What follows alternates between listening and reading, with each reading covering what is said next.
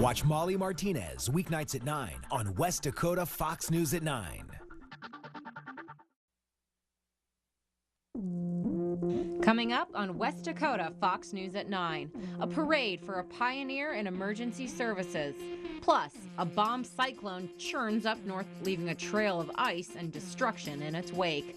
But first, our state is going green, but revenue on medical marijuana could be all smoke and mirrors. This is West Dakota Fox News at 9 with Molly Martinez and meteorologist Henry Blakes. Your first news of the night starts right now on West Dakota Fox News at 9. Good evening, I'm Molly Martinez. This week, states like California started selling taxed recreational marijuana. It's a move that will pack high profits. Here in North Dakota, medical marijuana will likely be available as early as next year. But reporter Bo Evans found out we might not be seeing as much green as you think. The tax on this cash crop could go up in smoke. Some experts expect marijuana to become a $5 billion a year industry in California. Marijuana has been a big thing in California for ages now, but now it's coming to this. The state taxes it at 15%, and localities can add additional taxes. Here in North Dakota, it won't be the same. Much more regulated to who can even have access to it, and it's only subject to the 5% state sales tax, so no additional special tax on medical marijuana here in North Dakota. But pot has already proven profitable in other states. For example, Colorado, I think since 2012, now they've generated about $1 billion in tax revenue from the sales of recreational marijuana. The difference is medical. The state won't impose higher taxes on cannabis for patients, but it won't likely be the same for recreational pot. We have not looked at how much that could potentially bring in. It could be the next cash crop for the state. Speaking of taxes, the impact of our new tax code is affecting some unlikely pockets. That includes college sports season ticket holders. Before the GOT tax reform plan, season ticket holders could deduct up to 80% of their donation to the university.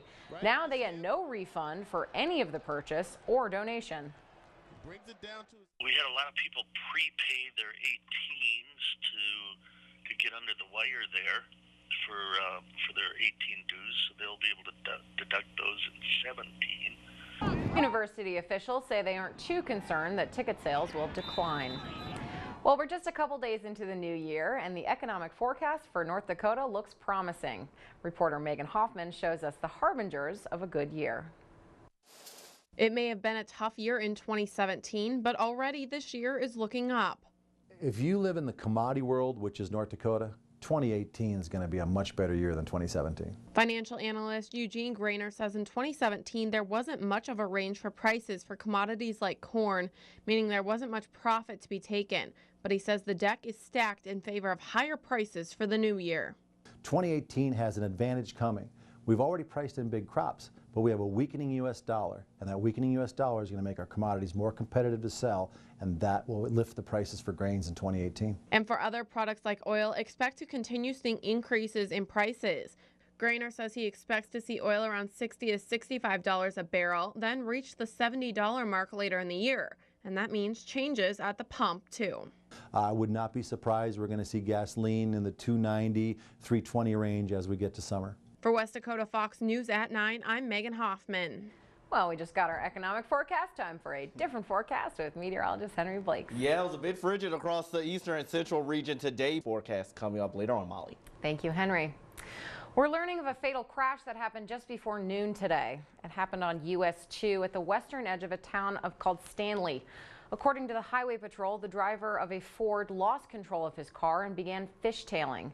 That's when the Ford ran into the median. While trying to regain control, the driver overcorrected, facing his car perpendicular to the road. That's when another car T-boned the Ford, sending it into a ditch.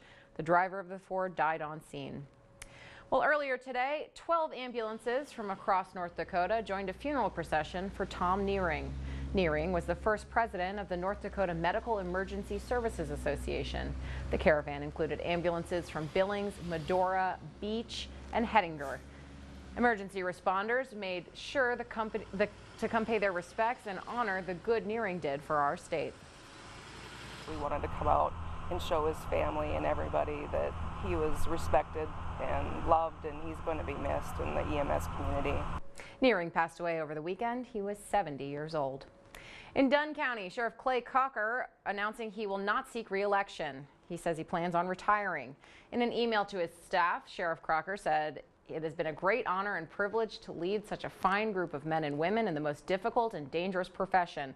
Sheriff Cocker was elected to the position in November 2014, and his term will end December 31st. Well, a bizarre set of Lincoln laws caught a new homeowner off guard this week. Cassandra Sattler says she recently bought a 5-bedroom house. She lives alone, so she decided to post an ad looking for a roommate. That's when the city dropped her a line saying what she's doing is illegal. Reporter Daniela Hurtado got to the bottom of it. The owner of this 5-room home says she's left with more questions than answers. There's a lot of people in Lincoln that do have roommates, so. The City of Lincoln ordinance states limitations like no person other than a member of the immediate family occupying a dwelling is self-employed except domestic help, meaning roommates have to be in a domestic partnership or family.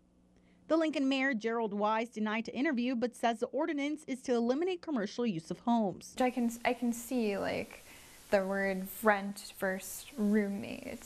So I'm looking for roommates. I'm not looking to be a landlord. This is my home. I just want somebody to share the space with. She hopes this ordinance changes. We also reached out to the city attorney and the Lincoln Police Department, but they did not want to be interviewed. City Council member Karen Daly also declined comment, but says they're going to review the ordinance. Back in Bismarck, the new governor's residence is under budget, but running a little behind. Governor Burgum and his family are now scheduled to move in March.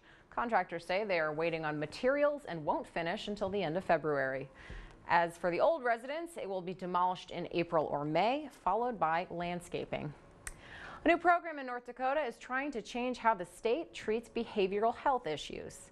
It's called Free Through Recovery, and it starts February 1st. The aim is to provide reimbursable services to at-risk individuals. It gives really freedom to the providers to really be creative and think about what's going to work for individuals, but at the same time, reaching the overall goal that we have as a state. Sagnes says she expects the program will serve more than 500 people across the state. Well, the number of early childhood intervention programs are becoming more common. In fact, they're up 50% in the last 5 years. But funding those programs is becoming increasingly difficult. The Legislative Health Services Committee met today, hearing testimony from multiple state agencies about the effectiveness of these programs.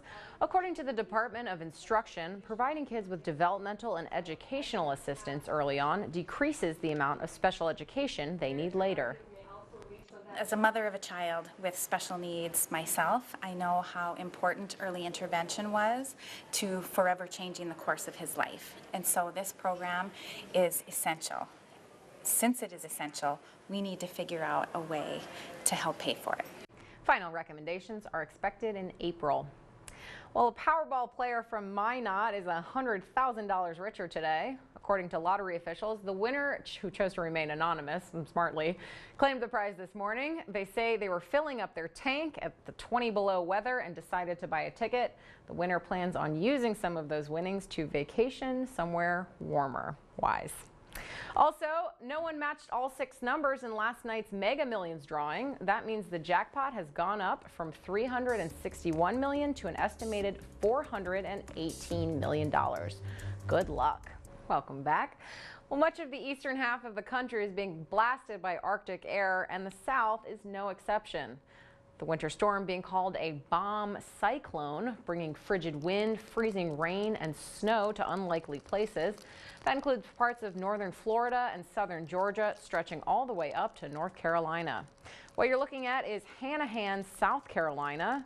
On the South Carolina shore, this is the scene today. This is in Hilton Head.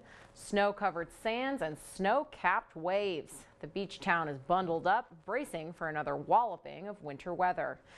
The plummeting temperatures forced an unusual rescue in Somerville, Massachusetts. That's a goose whose feet froze to the surface of Mystic Lake. That goose was almost cooked, but a team managed to pry him off the ice and transport him to safety. Some more frozen waterways to show you. This is in Patterson Falls, New Jersey. The falls themselves are still flowing, but the entire surface leading up to the drop is a thick sheet of ice. You can also see at the foot of the falls there, runoff has created huge ice block formations. The region is expecting another foot of snow to dump by the weekend. And here are some falls that are actually frozen, solid. This is part of Big Sioux River Falls Park in South Dakota. Temperatures are expected to stay in the single digits through Friday. When the falls aren't frozen, an average of 7,400 gallons of water drop 100 feet each second. As you saw, the effects of this Arctic blast are reaching far and wide, but more trouble is churning up as we speak. Reporter Jonathan Seri shows us what's in store.